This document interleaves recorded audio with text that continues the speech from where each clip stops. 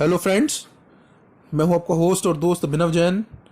आपका स्वागत करता हूं अपने यूट्यूब चैनल ट्रू इंजीनियर्स पर, जहां पर मैं आज आपके लिए लेके आया हूं बहुत ही important video, theories of reaction rate. ये सीआरई यानी कि केमिकल रिएक्शन इंजीनियरिंग की सीरीज की सेकंड वीडियो है। वीडियो शुरू करने से पहले आपसे उम्मीद करता हूं कि आप मेरे वीडियो को लाइक करें, कमेंट करें और शेयर करें। और चैनल को अगर अभी तक आपने सब्सक्राइब नहीं किया है तो ज़रूर सब्सक्राइब करें और बेल आइकन ज़रूर दबाएं, जिससे मेरे आने वाले सभी वीडियोस के नोटिफिकेशन आपको मिलते रहें।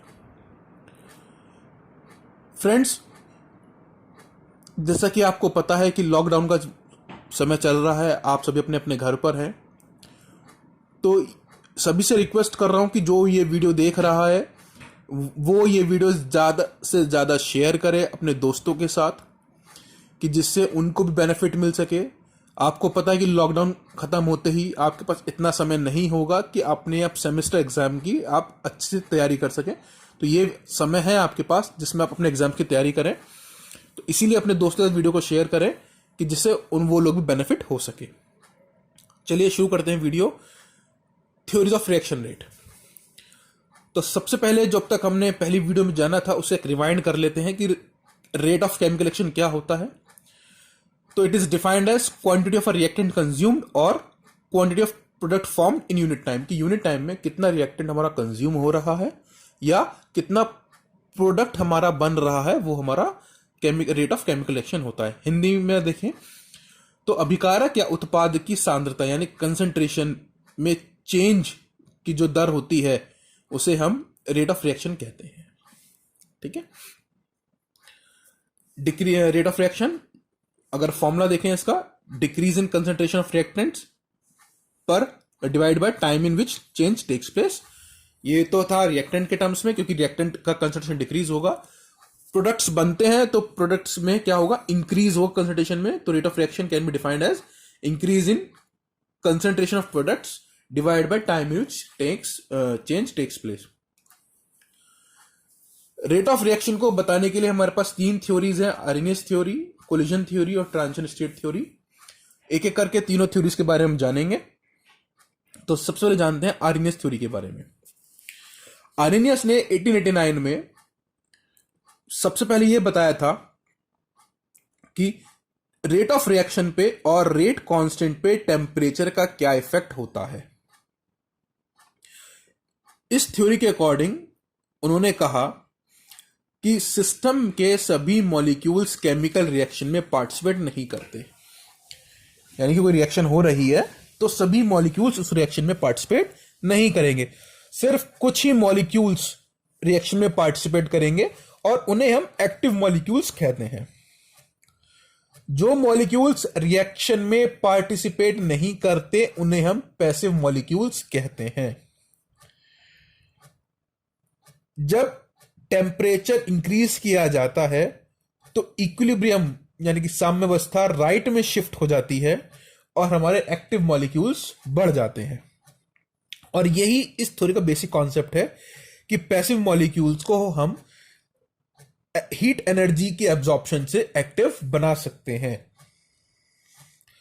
देखिए, इसकी आर्रेनियस की जो इक्वेशन थी वो थी K इक्वल्स टू AE⁻⁸ तो K हमारा, ये जो इक्वेशन लिखी है सेल्फ डिफाइनिंग है। K is rate constant, A कोई प्री एक्सपोनेंशियल फैक्टर है, EA is activation energy, R is gas constant and temperature T is in kelvin.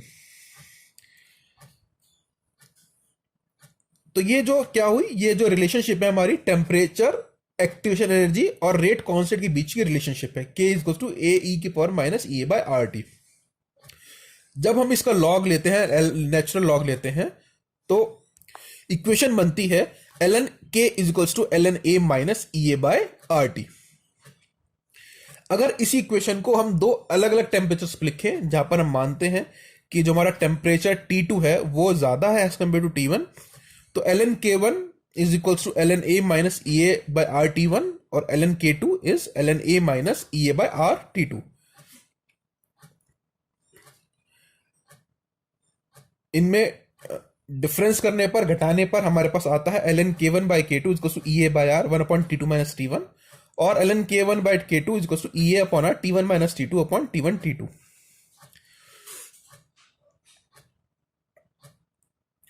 ये जो ग्राफ बनता है, आप इसमें ग्राफ देख रहे हैं, ln k और 1/T में ग्राफ है, ये लीनियर लाइन ग्राफ है स्लोपिंग डाउनवर्ड्स। अगर हमें एक टेम्परेचर पे k1 और E पता है, तो अब दूसरे टेम्परेचर पर हम आसानी से हम क्या निकाल सकते हैं, K2 आसानी से निकाल सकते हैं। इसके बाद आते हैं एक्टिवेशन एनर्जी। तो वो मिनिमम एक्स्ट्रा एनर्जी, एक तो रिएक्टेंट के पास एनर्जी अपनी खुद की है, उससे जो मिनिमम एक्स्ट्रा एनर्जी चाहिए रिएक्शन को कराने के लिए, उसे हम एक्टिवेशन एनर्जी कहते हैं। देखिए, एक तो रिएक्टेंट की एनर्जी खुद के डायग्राम में देखिए, दूसरा ट्रांजिशन स्टेट पर पहुंचने के लिए रिएक्टेंट को जितनी एनर्जी चाहिए वो हमारी एक्टिवेशन एनर्जी है। उस स्टेट पर पहुंचकर ही हमारा जो है रिएक्शन एक तरह से प्रोसीड करेगी, रिएक्शन कंप्लीशन में जाएगी। इसके बाद आती है हमारी कोलिजन थ्योरी। कोलिजन थ्योरी में क्या माना गया कि जो रिएक्टेंट मॉलिक्यूल्स हैं वो हमारे हार्ड स्फीयर्स हैं, और रिएक्शन तभी होगी जब ये जो मॉलिक्यूल्स यानी कि हार्ड स्फीयर्स हैं वो आपस में एक दूसरे के साथ कोलाइड करेंगे। डायग्राम में आप देखिए, रिएक्टेंट को रेड एंड ग्रीन कलर से दिखाया है, प्रोडक्ट को ब्लू और पिंक कलर से दिखाया है। तो सब आपस में जो रिएक्टेंट है वो कोलाइड कर रहे हैं, लेकिन कोलाइड करते हुए सिर्फ कुछ ही जगह हमारे प्रोडक्ट बन रहे हैं, यानी कि पिंक और ब्लू कलर के जो प्रोडक्ट है वो सिर्फ कुछ ही जगह बन रहे हैं, हर जगह नहीं बन रहे हैं। तो जो ये बन रहे हैं इन्हें फ्रूटफुल कोलिजन्स कहते हैं, और जहां कोलिजन तो हो रहा है लेकिन कोई प्रोडक्ट नहीं बन रहा उसे हम अनफ्रूटफुल कोलिजन्स कहते हैं। पर सेकंड पर यूनिट वॉल्यूम में कितने कोलिजन्स हो रहे हैं उन्हें हम कोलिजन फ्रीक्वेंसी या ZAB से कहते हैं। इसको हम कोलिजन फ्रीक्वेंसी को ZAB से डिनोट करते हैं। तो फ्रूटफुल कोलिजन्स कब होंगे? फ्रूटफुल कोलिजन्स वही कोलिजन्स होंगे जिनमें एक certain amount of minimum energy होगी और जो प्रॉपर ओरिएंटेशन में कोलाइड करेंगे वो ही प्रोडक्ट बनाएंगे, और जो प्रोडक्ट बनाएंगे उन कोलिजन्स को ही फ्रूटफुल कोलिजन्स कहेंगे। यानी कि फ्रूटफुल कोलिजन्स के लिए दो चीजें जरूरी हैं, एक तो सर्टेन अमाउंट ऑफ एनर्जी हो, मिनिमम एनर्जी होनी चाहिए, और दूसरा ओरिएंटेशन, कोलिजन की जो ओरिएंटेशन है वो प्रॉपर होनी चाहिए। दोनों चीजें होंगी तो ही फ्रूटफुल कोलिजन्स हमारे होंगे। जो रेट यहां पर होगा दैट इज -dV/dt, वो होगा collision frequency into fraction of effective collisions. तो ZAB हमारा कोलिजन फ्रीक्वेंसी था और F है हमारा फ्रैक्शन ऑफ इफेक्टिव कोलिजन्स, जिसे वैल्यू होती है e⁻⁻ सो इफेक्टिव कोलिजन्स की अकाउंट करने के लिए यहां पर हमने एक नया फैक्टर दिया जिसे हम स्टेरिक फैक्टर भी कहते हैं, और ये फैक्टर जो होता है वो कोलिजन्स के बारे में बताता है। हमने ऊपर दो चीजें पढ़ी कि दो चीजें होनी चाहिए, एक तो मिनिमम अमाउंट ऑफ एनर्जी, वो हमारे पास आ गया E⁻RT से, e⁻⁻ से। दूसरा फैक्टर बताया कि फ्रूटफुल कोलिजन के लिए ओरिएंटेशन जो है वो सही होनी चाहिए। उस ओरिएंटेशन फैक्टर हमारा आता स्टेरिक फैक्टर, जिसे हम P से डिनोट करते हैं। यानी कि कोलिजन थ्योरी के लिए हमारे पास रेट आया PZAB e⁻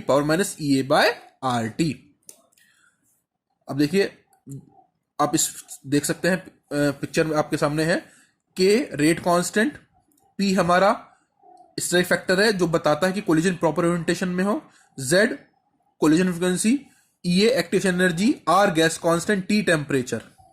ठीक है, और जो पूरा e⁻⁻ वो कहता है फ्रैक्शन ऑफ कोलिजन्स जिनमें सफिशिएंट एनर्जी और रिएक्शन के लिए, वो क्या है हमारा e⁻⁻ इसके बाद आती है हमारी ट्रांजिशन स्टेट थ्योरी। ये जो थ्योरी है दोनों थ्योरी से बेटर है। ये थ्योरी 1935 में हेनरी अर्निंग ने दी थी। इसके अकॉर्डिंग क्या था कि रिएक्टेंट के प्रोडक्ट में कन्वर्ट होने से पहले एक स्टेट आती है जिसे हम ट्रांजिशन स्टेट कहते हैं। ट्रांजिशन स्टेट में जो रिएक्टेंट्स होते हैं वो स्पीशीज में कंबाइंड होते हैं और उन्हें एक्टिवेटेड कॉम्प्लेक्स कहते हैं।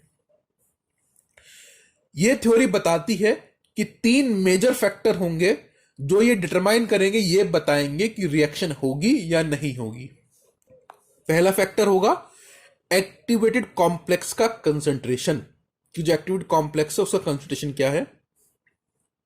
दूसरा कि एक्टिवेटेड कॉम्प्लेक्स जो है हमारा वो किस रेट से ब्रेक अपार्ट हो रहा है, वो टूट रहा है। और तीसरा कि जो एक्टिवेटेड कॉम्प्लेक्स है वो किस तरह से टूट रहा है, यानी कि वो टूटकर वापस रिएक्टेंट बना रहा है या वो टूटकर प्रोडक्ट बना रहा है। तो 3 फैक्टर हो गए, एक तो एक्टिवेटेड कॉम्प्लेक्स का कंसंट्रेशन, दूसरा एक्टिवेटेड कॉम्प्लेक्स के ब्रेक होने का रेट, और तीसरा एक्टिवेटेड कॉम्प्लेक्स के ब्रेक होने का तरीका, कि वो टूटकर रिएक्टेंट बना रहा है या प्रोडक्ट बना रहा है। उन्होंने क्या कहा इस थ्योरी में कि there is a energy barrier, activation energy, जिसे हम एक्टिवेशन एनर्जी कहते हैं, इन द रिएक्शन पाथवे। ठीक है, हमने पढ़ा, अर्नेस्ट थ्योरी में पढ़ा था कि एक एनर्जी बैरियर होगा रिएक्शन को पूरा कराने के बीच में, एक रुकावट है जिसे हम एक्टिवेशन एनर्जी कहते हैं। यानी कि रिएक्शन को कराने के लिए एक सर्टेन अमाउंट ऑफ एनर्जी चाहिए, और जो हमारी ट्रांजिशन स्टेट होती है वो मैक्सिमम एनर्जी पे बनती है। मैक्सिमम एनर्जी मिनिमम स्टेबिलिटी और मिनिमम एनर्जी मैक्सिमम स्टेबिलिटी। ये जो हाई एनर्जी कॉम्प्लेक्स होता है ये अनस्टेबल होता है। मैंने आपको बताया कि मैक्सिमम एनर्जी बनता है तो स्टेबिलिटी मिनिमम होती है। जैसे ही ये एनर्जी बैरियर ओवरकम होगा, रिएक्शन प्रोसीड होना शुरू होगी और प्रोडक्ट का फॉर्मेशन हमारा शुरू हो जाएगा। जो केमिकल रिएक्शन का रेट होगा, द रेट ऑफ रिएक्शन, वो बराबर होगा कि किस रेट से एक्टिवेटेड कॉम्प्लेक्स डिकम्पोज होके प्रोडक्ट हमारे बना रहे हैं। The rate of reaction is equal to the number of activated complex decomposing to form products. दोस्तों ये थी 3 theories, Arrhenius theory, collision theory और ट्रांजिशन स्टेट थ्योरी, जो रेट ऑफ केमिकल रिएक्शन के बारे में बताती हैं। उम्मीद है कि आपके कुछ डाउट्स क्लियर हुए होंगे। आपके सेमेस्टर एग्जाम में भी एक ना एक क्वेश्चन जरूर इन थ्योरीज के ऊपर से आएगा। फिर भी किसी को कोई डाउट अगर है तो वो मुझे कमेंट कर सकता है, कमेंट बॉक्स में कर सकता है। आपको केमिकल इंजीनियरिंग के किसी भी टॉपिक पे कोई भी वीडियो चाहिए तो आप मुझको कमेंट बॉक्स में जरूर करें, लिखें। मैं कोशिश करूंगा कि आपकी वो वीडियो समय से बना करके आपके साथ शेयर कर सकूं। बाकी वीडियो को लाइक करें, कमेंट करें, शेयर करें, और आप मेरे चैनल पे नए हैं तो जरूर सब्सक्राइब करें, कि जिससे आपके दोस्त मेरे आने वाले नोटिफिकेशंस हैं वीडियोस के वो आप तक पहुंचते रहे। धन्यवाद, थैंक यू।